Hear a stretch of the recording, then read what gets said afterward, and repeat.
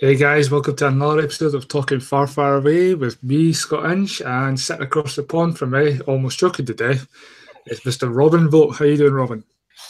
Yes, I'm very sorry. I was trying to do my best job of the Hut impersonation for Scott ahead of time.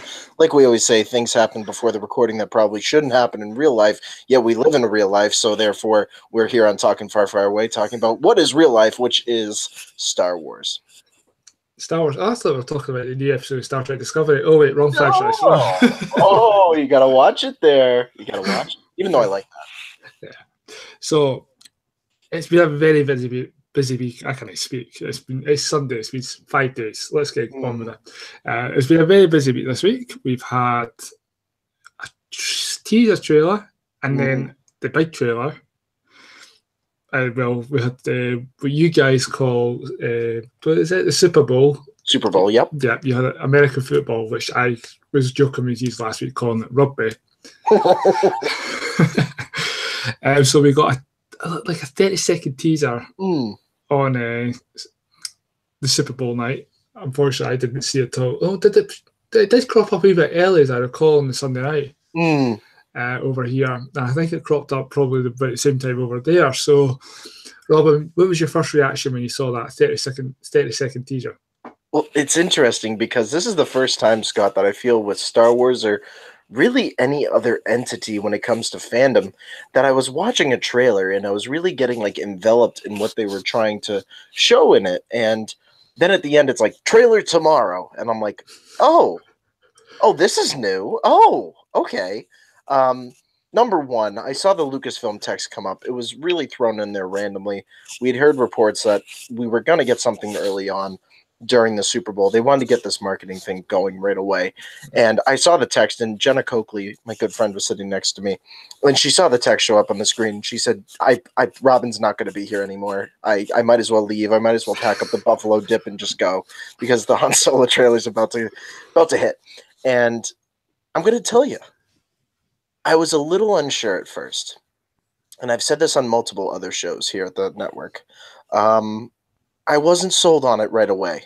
And I had a feeling that was going to happen based on what you and I have talked about, Scott, everything surrounding the marketing of this film. It's coming too late, in my opinion. And I think it did the job that it needed to do to set up the next day. It didn't give us too much. It gave us little tidbits. It gave us our first real look at Alden Ehrenreich as Han Solo without getting too crazy and giving us too much. And overall, it did what it needed to do, but it didn't necessarily do what I was hoping it would do. Sorry, I had a picture come up on my screen there. Sorry, it took my attention away. It's okay. You don't need my picture on there. It's scary. I know. I'm actually holding my face like this. Like, yeah, I was like you. I was even unsure about this trailer. It was strange seeing, like, it's the first time that Star Wars has done this in the new era with Kathleen Kennedy, etc., where they've done a 30-second teaser instead of like a 2-minute teaser, right? Or a minute and a half. But yeah, it was quite nice to see certain things, like we got to see a bit of the Falcon, we got to see Lando. And then we all know that this is going to be set around the Empire time when the Empire's still going. But yeah, like it popped up, and then I was kind of geeky a wee bit. But it's when it said the trailer was popping up tomorrow.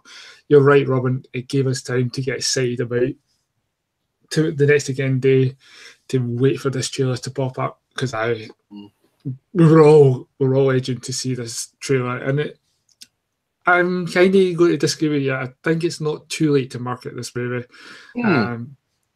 Going by, like, I know one that came out last week, Cloverfield Paradox. Oh, yes.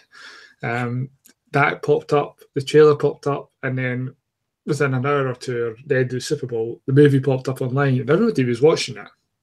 Nobody knew this movie was going to drop that day. Right. So I think this is... It was something that I'm sure John Schnepp mentioned on Movie Talk last week, is this the way that they're going to market stuff now? they're going to put it out like a lot sooner, closer to the release date than doing it like a year marketing. Like we look at the Marvel movies, they don't like really market movies over a year. They market within a 6 month time frame. Mm-hmm. So I think this is going to be a chance for Star Wars to do something different. Hey, Star Wars is all about doing something different, right? Right. So it's true. it is. So we got the trailer, the teaser trailer, and then we got the actual full teaser trailer on the Monday. Overall reactions. This is interesting because that was my feeling coming out of watching the teaser was, man, they really put off the marketing. And I'm so glad you brought that up, Scott, and why you said you disagreed, because guess what? Once that actual trailer hit the next day, everything changed for me. Everything changed. We got a full-length teaser trailer. We still haven't seen the real full trailer yet. This is like a real teaser for us. And there were aspects of that trailer, especially the opening sequence, is very similar, but at the same time, I was thrown back right to American Graffiti. I was thrown back right to the original George Lucas style. I was thrown back to really almost this rebel feeling inside of Han Solo, almost like Rebel Without a Cause. This almost, I guess you could say, James Dean style Star Wars, which is really, really awesome because it's something that the Star Wars universe hasn't touched upon, and it's giving us a new direction with Han Solo early on before we see the smuggler that he becomes. And I think that encompasses a young Han Solo. We see that with Lando. We see that with Kira, who's obviously played by Emilia Clarke. We see all of these characters coming into the picture throughout this trailer that I think just puts into perspective what exactly this film's going to be about, and that it's going to be a summer blockbuster that really we can walk into in our comfortable summer clothes, Scott, and we can watch on the screen and just kick back and say, we got nothing to worry about. Star Wars is here, and it's so much fun. And in terms of marketing, like you had said before, I'm really not worried about it right now. Like you said, Scott, this is a new approach to marketing. This is something that Lucasfilm wants to try out because they know it doesn't matter when you push the thing out. People are going to still be sitting down in the theaters on May 25th for this movie. Yeah, I mean, it's got Star Wars in the title. Even though it says a Star Wars story, It's still a Star Wars movie. So it's going to draw people in. It's going to draw you, me, the fan community, and even casual audience moviegoers. They're still going to go see it. I have to agree with you on the James Dean. I never thought of that. Is it James Dean? Yeah. Yeah, James Dean. James Dean. I never thought of that until you mentioned that. Yeah, I can see it. I can actually see the James Dean in Han Solo. That's really an interesting way of looking at it compared to like saying, oh, it's another heist movie or it's this kind of movie. It's actually more of like a character movie, if you know where I'm going with this. Like off James Dean, a wee bit of James Dean encompassing. I will say what my favourite shot of this trailer was the Death Star in the not the Death Star, wrong movie, the Star Destroyer in the clouds. Yes, with a lightning storm. Oh my god, that I would love. Like last year, I would look at the suns. I would have that right next to it. That is just mind blowing, awesome. And how much of that element, Scott? I know that I don't mean to interrupt you, but how much of that element is very Star Wars Rebels like? It called me right back to it. Yeah, it definitely has got Star Wars Rebels feeling to it. Like the Star Destroyer coming in, because you see, like in Rebels, they have been to planets where it is like that. And seeing a lot of Star Destroyers over planets and that, we don't really see it, and we never really see it in all the other movies at the moment, other than Rogue One. But we're getting to see that in this movie. I will get chills seeing it if it is in this case. Like we do get that. Like, oh, I'm just getting chills thinking about it right now. Yeah. There was another thing as well. I can now see where Han gets the "Hey kid" from Woody Harrelson's character. Mm-hmm. So I think there is going to be bits in this movie where we're going to get little bits and pieces that he's used in the classic trilogy and even in Force Awakens that he's now maybe going to use. So, like the word "Hey kid," we know that he uses that in Luke quite a lot. Hey kid, hey kid. Unless Mm-hmm. Harrison Ford just says it in real life all the time, in which case that's a bit strange. He's got, you know. Yeah. Chewie still looks the same. Poor Chewie, man. Does this Wookiee never grow old or just state, well, I know this is going back in time a wee bit. But this Wookiee just never seems to want to grow any grey hair. No, I mean it's almost like in a lot of ways, it's like I don't know if Ron Howard was able to apply a lot of Rogaine onto Chewbacca or a touch of gray or one of those men's hair formulas using on Chewbacca, but it kind of seems like, and when you look at Chewbacca in the scene, I'm kind of glad, and I talked about this before, Scott, that I'm glad that they didn't retcon the look of Chewbacca from No. Revenge of the Sith, and they made Chewbacca look a little bit more realistic here. Almost, can I say this? Almost very similar to the 1977 Kenner figure of Chewbacca. A lot of the same looks associated with that, which I think is a nice little touch to that character. Yeah, definitely is. I mean, if you just go back on your Revenge of the Sith, Chewbacca, and that was very CGI. Yes, um, tremendously.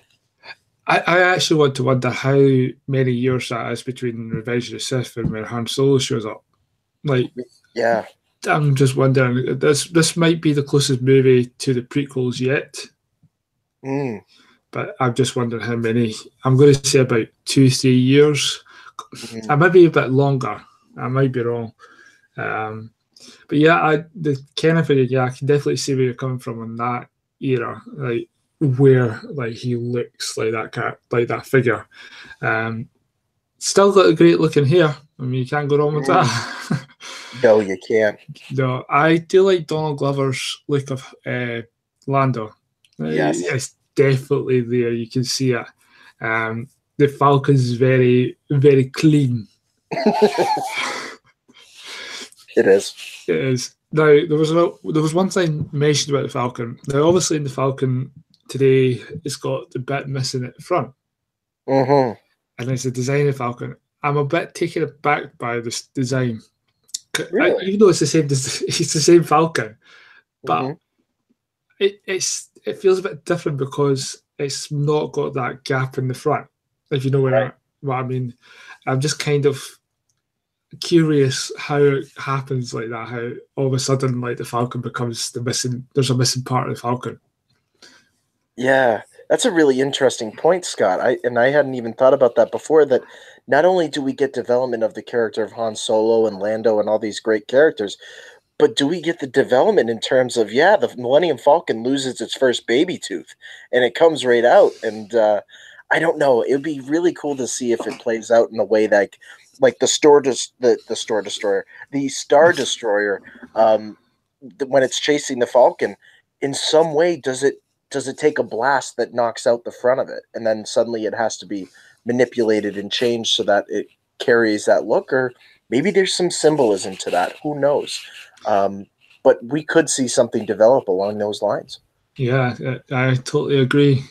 Because the Falcon is the character. Like it's one of the Right. characters in the franchise. I mean, if you see that ship, you know, oh wait, that's Star Wars. Mm-hmm. It's the Falcon. It's like in any other show that's got or movie that's got a particular um, image character that's not like a person, but like the Batmobile, the TARDIS. You know, we know Right. that this is symbolized with that franchise. Not the Star Wars franchise, but you know what I'm getting Right. at. So we got the trailer, then we got character posters. Mm. Very Western, shall we say. Yes. And I quite like these character posters because of the Western feel we're getting from it. I feel like this movie is also going to be kind of like a Western as well, Mm. like Firefly. Yeah, like a Firefly, or I was even getting a little bit of, especially when I saw Donald Glover playing Lando in that trailer, and I saw also Thandie Newton and that character. I mean, she's cocking a gun in that first shot with her. Mm. I was getting a little bit of Django Unchained from that as well, which was really, really cool. And I think those posters kind of emulate that at the same time. I think, again, it's that gritty Western Star Wars film that we've kind of been waiting for. Scott, you and I have been talking about that for a long time. When are we going to get a Western style Star Wars film? Because guess what?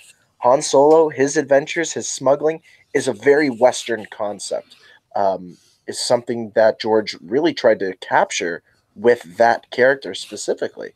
And I think those character posters, first of all, number one, I love the Lando one. That yellow outfit that he's got on with the jacket, that emulates and just showcases who Lando was at that time. He wasn't the, proud, what is it, the proud administrator of Cloud City. I mean, this guy was making deals and doing his own smuggling trips at this time and trying to make an impact on the galaxy in his own way.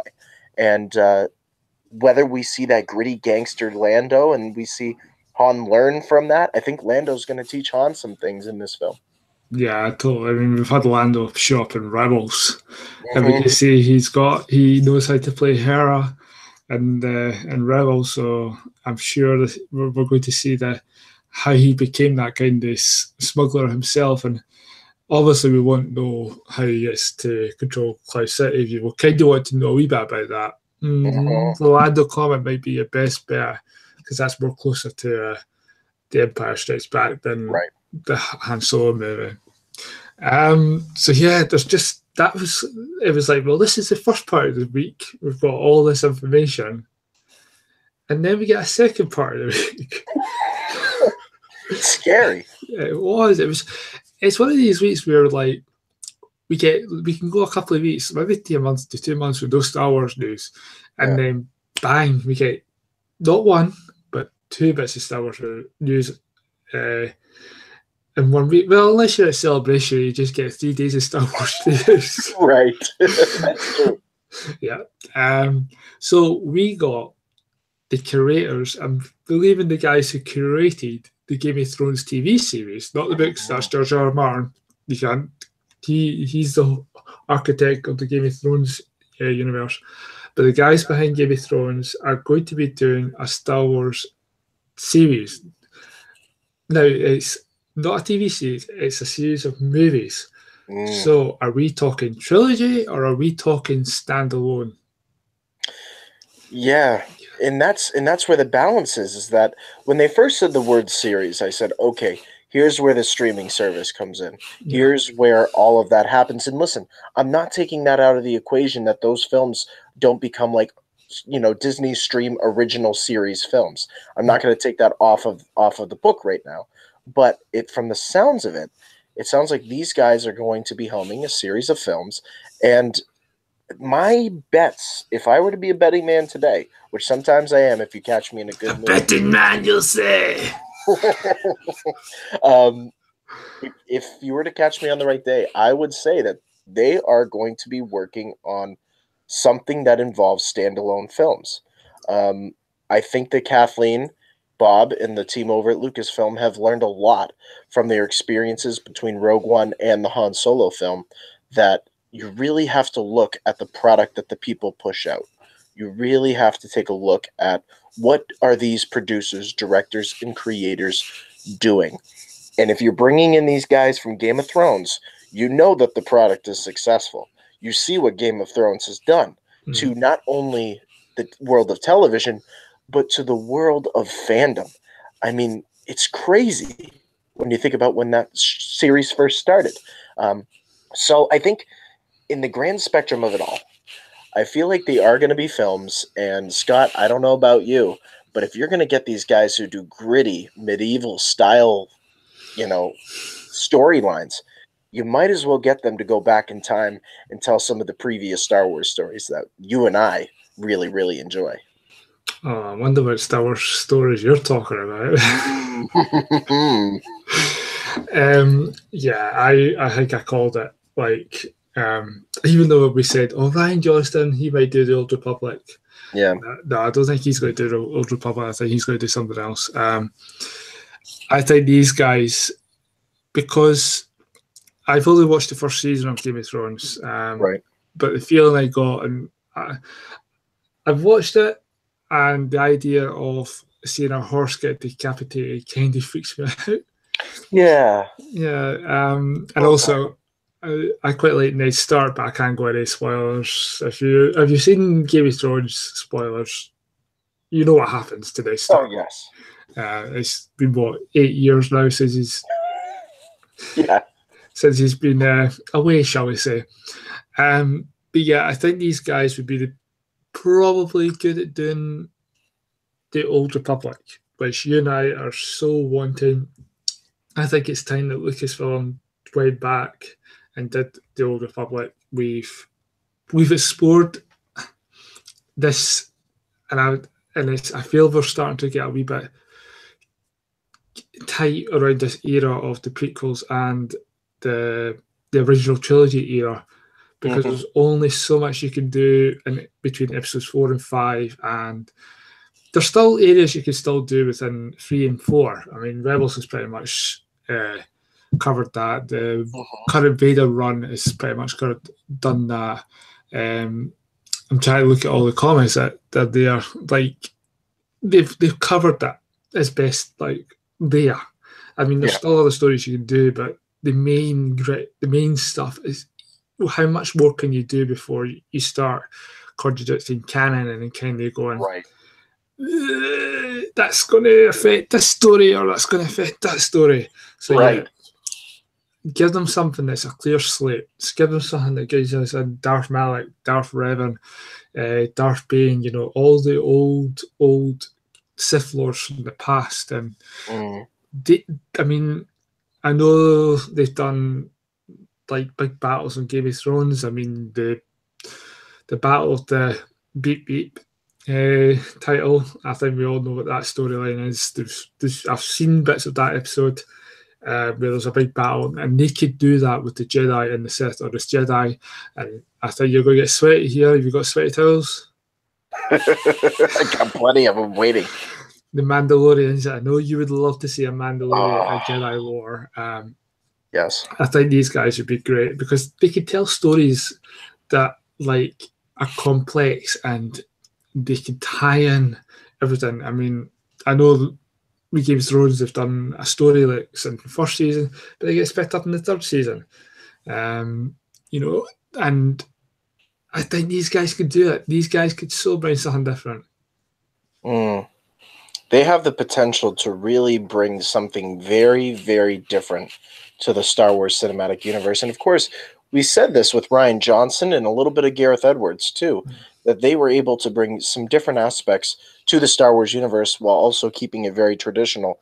I think with the Han Solo film coming up right around the corner, as we discussed before, I feel like the direction that they want to bring Star Wars is changing. It's changing every time we see something released or any kind of news come out, and it's very exciting because you bring up the Mandalorian piece, Scott, and that's huge because let's say these guys are tasked with, I don't know, 3 Mandalorian style films, or one about Revan, one about Malik, and one about the Mandos. And I think the big piece for me, and this is just a request. If Lucasfilm is hearing, if anybody over there is listening to this episode right now, I would love to see something around the integration of the Darksaber in Tar Vizsla. I think that that is so important to the Star Wars fandom and to the universe because guess where we saw Vizsla first mentioned? Star Wars Rebels. We saw that progression with Sabine and the Darksaber. I think that there is some development that could happen with Pre Vizsla and also just the imminent powers that control that planet and control the Mandalorian culture, that they're always at battle with each other. That inhabits the whole part of Game of Thrones and everything that it stands for. And if you're able to create that connection because he was a Mandalorian Jedi and having him have to come back to his people and try to earn their respects, that could make just a tremendous series of films, or even just one film that spurs off and creates other stories to go on to. Yeah, I can just see you sweating right now. Oh, it's sad. I mean, it's wet over here, guys. Well, keep that to yourself, eh? Don't say this to Robin if you're going to be at the cinema and that comes on, because Yeah, no. I'm sure there'll be a puddle or something in the front of him. Anyway, that's a different thing. But yeah, I totally agree with you. Vizsla was, you're right, he was first mentioned in Rebels, and the Darksaber plays such a powerful part, and that's in the two-parter in Rebels in season 3, and then it plays another part in the two-parter of season 4. The first 2 episodes of season 4, actually, which were 2 great episodes. And you could get all your Mandalorian stuff there. Oh, and even in the Clone Wars, there's plenty more about the Mandalorian, and that's their backstory. Even though you've got stuff in the expanded universe, but for these guys, for the new canon, that's their stuff. That's their study guide. They can go back, use that to do for the Mandalorian. If Lucasfilm hears Robin's request and they bring the Mandalorian to the big screen, because I think it's something else that we could see on the big screen. And also, it would let just casual fans who don't read the books, the comics, and watch Rebels or play the video games, it would let them get to see characters that we're aware of on the big screen. I mean, the only character so far has been Saw. Yeah. Who's came to the big screen. And you know where he came from? The Clone Wars. That's right. And he's popped up in the Rebels TV series right now with Forrest Whitaker actually voicing the guy. Yeah. So yeah, we've seen Saw, one character from the animated series, come forward, and again, it's this what you and I always say: it's about connecting the canon. Yeah. And what more could we ask for than to connect the canon with the Mandalorian? Now, this is all the assumption. This is us just hoping that we're going to get this, but who knows if these guys will do this. But you're right about the whole houses as well. And in the Game of Thrones, you've got different houses all fighting with each other. It just seems to be like everyday life in the 21st century. Yeah, pretty much. Yeah. And then you've got the same on the Mandalorians. They're all different factions, different houses. They all fight. These guys are the perfect guys to write these stories, to be honest. Like, they can deal with conflict probably better than pretty much anyone at the moment. That's true. It is. There was another bit of news that came out this week as well, and Bob Iger, I'm sure it was Bob Iger, said that there is going to be a couple of Star Wars TV series. This has me interested quite a lot, because it would give, again, it could be the Old Republic, could come to a TV series, but I don't want to see it. I want to see it on the big screen, because you'll have more of the money to make like what we all want on the big screen with the computer generated images, etc. Whereas on the small screen, you don't have that much money, right, to do what could be done on the big screen. True. So, what kind of stuff from this TV series would you like? Would it be the kind of stuff that George was developing about 10 years ago with the Underworld series, or do you think we'll go get something else? I'm going to come out and say it right away. A lot of the animated stuff has been very light. It's been very airy. It's been very always good. There's always something very positive in terms of our characters' outcomes, in terms of trying to push them down a path where we're all very happy. But at the same time, we've had a very good run with that in terms of, I mean, Clone Wars was a nice balance of both. Star Wars Rebels has been kind of, a little bit more kid-focused. Is that because, sorry, just to jump in, but is that because Cartoon Network was not really Disney, if you know what I mean? Disney XD is very kid-friendly. And correct. Star Wars Rebels and Disney XD, it has gotten darker a bit. True. But whereas when it was on Cartoon Network, it could go more darker because it didn't have that kid-friendly as Disney have. Yeah, and that's really what I want to see come back with the streaming service is very similar to the Cartoon Network years when you had properties like that. You had Samurai Jack, which was very, very dark. It was a very, intense series. Um, Listen, Scott, I'm going to say it. I would love to see a Star Wars animated series similar to Rebels, but just a little bit different stylistic wise. Let's call it Star Wars Acolytes, and let's give some backstory to the acolytes of the dark side, a little bit more to really what was going on before the Force Awakens, and maybe that's where the Knights of Ren came from. Let's take some of those stories, give them a young adult focused dark side story, and let's really dig deep into some lore. I think that would be a really great streaming option. I think for fans of the dark side like myself, it would give us a little bit of something to say, wow, they're exploring all different altitudes of which Star Wars canon breaks down and really introduces us to. That's one.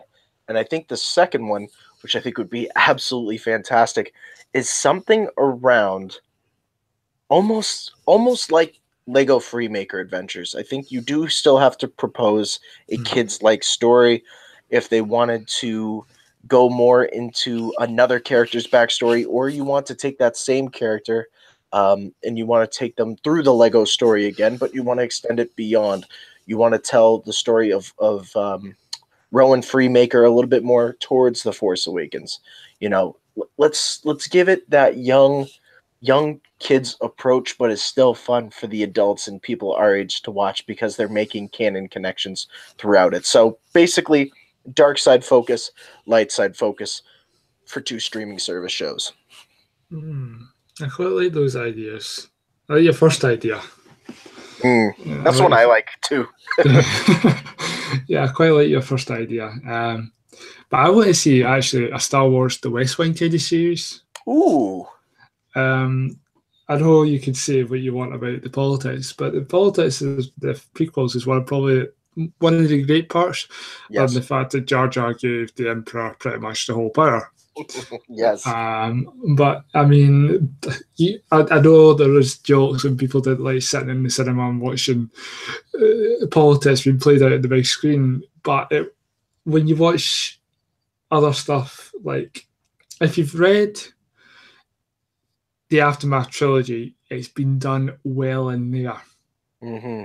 True. It's been done really, really well.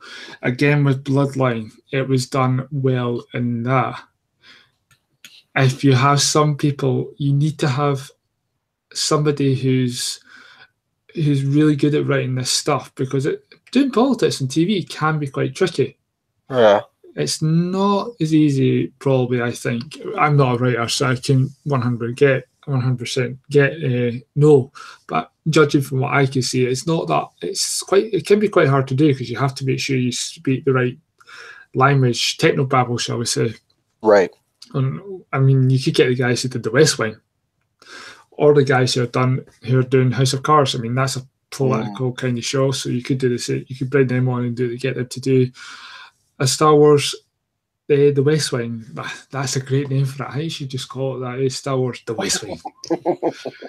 I'd just like to explore like the Mon Mothma. Like, how did she manage to keep everything together? I mean, the early days of the New Republic after the Empire, it's still very fragile. Aftermath very much shows it is, and it would just be quite great to see how after the Battle of Jakku, when the Empire was finally defeated, and how we got that kind of how they kind of dealt with that, if you know what I mean. Like how they bring all these people together, how people get back to their lives. So I think that, and how she was the chancellor, I think that would be great to do. The other series I would like is to have, and I keep wanting to come to the big screen, or just some kind of live action or animated. It's Ray Sloan set after Empire's End. Yeah. That has to be explored, and you can even bring Thrawn into that, because we all know that Thrawn, and they've only said it themselves, that Thrawn will survive the events of Rebels. So we could have a Unknown Regions TV series set on the building of the First Order. That'd be great, and you could even put Snoke in there. Yeah, you could. So that's my idea for like, and again, you can go not animated, and you can make it friendly for both adults and kids, but also go dark at the same time. Yeah, that's true. I would quite like that. Now, Scott, let me ask you this question because my brain's been churning on this side and it's starting to stink up the room right now. I can see the clogs going. I can see the Oh, fire. oh, it's bad. It's almost as bad as burning a Jedi temple down. But all those poor kids. Oh, the poor kids. That's the Skywalker. What do we do? On a lighter note, I'm just thinking about this right now. I want your thoughts on this. Could this be, and you and I have talked about this on countless Talking Far, Far Away episodes, where we see the canon come into play in a television series. And yes, I am mentioning bringing Lost Stars to an animated TV show or to a live-action TV show and telling that story. Because that would be fantastic. It would be to see Lost Stars. I mean, there are gaps in Lost Stars that could be brought up. This has been. I know this has been mentioned before, even by us. I would like Lost Stars not to be turned into anything like that because I'm worried that it might affect canon, and because of the way the story's done. You know what I mean? But a Lost Stars type story, yes, I would probably go for. If you had Claudia Gray do it. Yeah. Because I think that there's a lot of development, Scott, when it comes to what these writers of these novels have done. I'm talking about Jason Fry, Gary Whitta. I'm talking about Claudia Gray, Chuck Wendig. I think that if you are to do something, and again, the concept of Lost Stars would be fantastic, even if we didn't get that story, because you're right. There are parts of the canon that could be messed around with and could be, kind of shoved off to the side or included in places that just don't make sense in terms of development. But I think, and I'm speaking for the novelist in the Star Wars universe, and that's something you and I always do, Scott. Let's get these minds behind a Star Wars series for this streaming service. I think that's, if you're going to do Acolytes, yes, let's put Chuck Wendig in that seat because he's the one who worked on it in Empire's End. And Gary Whitta and all these great people who kind of scripted that storyline based on their work with Pablo Hidalgo. Yeah. Let's put them in the driver's seat. Let's give them the chance to say, you know what? We've already developed all these characters in canon. You and I say it all the time. There are people who don't pick up these books or don't even know about them. Countless times do we talk to people and they say, oh, I don't touch the Star Wars books. That's material that can be transferred into television series, small, original series films on the streaming service, because it's just not known about yet in the wide spectrum of fandom. And I feel that if they are to do it, it has to be done right, and you have to give the freedoms to the developers to make it possible. Yeah, let them have creative control. Because if they don't, and you have too many people, too many cooks in the kitchen, it will start to fall apart. There has been history of other shows suffered that. Having too many cooks in the kitchen and all fighting over, and it hasn't worked out. But yeah, to have like Chuck Wendig, to have like Claudia Gray to come in and do these stories on TV, why not? I mean, this is the other franchise, but some of the writers on the Star Trek novels, they've actually came on to Star Trek Discovery. Right. To kind of help and set off that TV series just to get, because they know Star Trek, so get them to do it and to help keep everything right and tight, do the alignments and all that. So if you can get the guys who write the books in, they know the language, they know Star Wars. You don't want someone who doesn't know Star Wars to come in and do it, because then you could end up having a Star Wars holiday special kind of problem. Right. It's true. It is, and you could have B. Arthur come out. Oh wait, she's passed away. You can't have B. Arthur. You could have like a really bad saying competition on. You don't want that. No. But give us the stuff. I mean, yeah, Chuck Wendig, get him back, get him on board, and he can write all the Admiral, the Gallius Rex and Ray Sloan. He knows those characters. He knows what he's the one that created the entire 3-part trilogy, and it's one of the best 3-part trilogies. The first part, but the rest of it, fantastic. And because I'm sure he knows where that part's going. He must know where he's taken, like, after that book. I would love it to be a 4th book, so but just set in the unknown regions with Ray Sloan, because he sets so much up, and that could be explored in a TV series. That's true. And you're right about, like, a lot of the people don't read the books. They're just quite happy to go and see the movies. And it would be, if they're not reading it, take some of the graphic novels as well, bring them to the TV series, but do it in a way that won't affect what's already been done before. Yeah, exactly.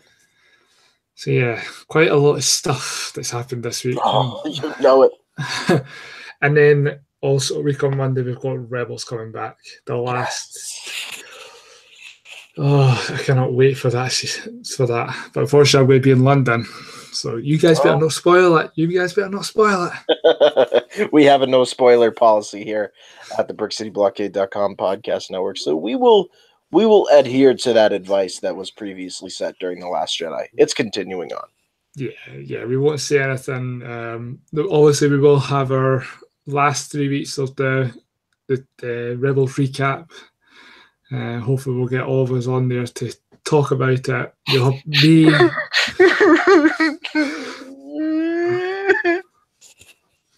That's Robin just upset because he's having to do it by himself. He won't have me and Brian to talk to if he keeps like that. So yeah, you'll have me, Brian, Robin, hopefully Chris, James, Sean, Jim, Katie, Caden, whoever's available. Hopefully they'll be in to join us to talk about the last 3 episodes of Rebels. Robin, take it away because I'm going to cry. That's right, guys. We're towards the end of the show. It's a little thing we like to call when Scott is all together. Yes, that's right. We like to call it plug time. Plug time. So, Mr. Robin Vogt, where can the good people find you across social media? Well, they can find me over on Twitter at Mr. Vote Tweets. Make sure to check out all my emotional Rebels-filled posts coming up right around the corner over on Instagram at The Official Vote. And pretty much head on over to Facebook. Check out everything I'm doing over there. Send me that friend request. A lot of exciting news on the horizon. I teased it the other day. March is going to be a very, very, very, very, very, very, very, very big month here at the network. So prepare yourselves. That's right. Look forward to March. He's kind of let me in, but we've got some big stuff coming up. Big stuff coming up. So yeah, you can find me on Facebook at Scott Inch. Send that friend request to me over there, and on Twitter at ScottInch85. I think that's what my Twitter is. I'll need to double check that. I'm sure it is. Is it? Yeah, it is. Yeah. Excellent. And you check us out on Facebook at the Brick City Blockade and on our website, brickcityblockade.com. And I think that's pretty much where you can find us all. So from myself and Mr. Robert Vogt, may the force be with you. Always.